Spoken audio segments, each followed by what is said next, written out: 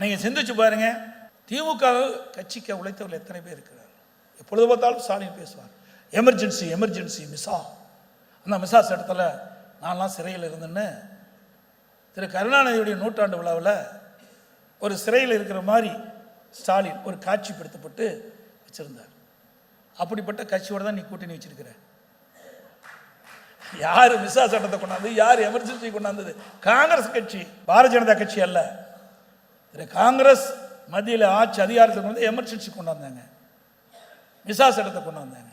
அதன் மூலமாகத்தான் இவரெல்லாம் கை செய்யப்பட்டு சிறையில் இருந்தால் அந்த காட்சியை வெளிப்படுத்திட்டு இருக்கார் ஸ்டாலின். கடந்த இப்பொழுதுதான் ஒரு முடிவுக்கு வந்திருக்குது. அது திமுகவில் ஒரு கூட்டணி இன்னும் சலசலப்பு இருந்துகிட்டே இருக்குது. காங்கிரஸும் திமுகவும் கூட்டணி பேச்சுவார்த்தை நடத்தினாங்க. 20 நாட்கள் வார்த்தை போர். பத்திரிகைகள் ஊடகத்தில் இந்த செய்தி தான் வந்துகிட்டு இருந்தது. ஆனால் பல பத்திரிகைகள் ஊடகத்திலையும் இதை அப்படியே இருட்டடிப்பு செஞ்சுட்டாங்க. அப்படி ஆட்சி அதிகாரத்தை பயன்படுத்தி இதை வெளியே வராமல் பார்த்துக்கிட்டாங்க. எந்த விவாதமாடையும் வைக்கல. ஆனால் அண்ணா திமுக ஆளுங்கட்சியாக இருக்கும்போதும் விவாதமாடியில் பேசுவாங்க, எதிர்கட்சியாக இருக்கும்போது விவாதமாடியில் பேசுனாங்க. ஒரு விதத்தில் நல்லது தான், நமக்கு பணம் செலவழிக்காமல் விளம்பரத்தை தேடி கொடுக்குறாங்க.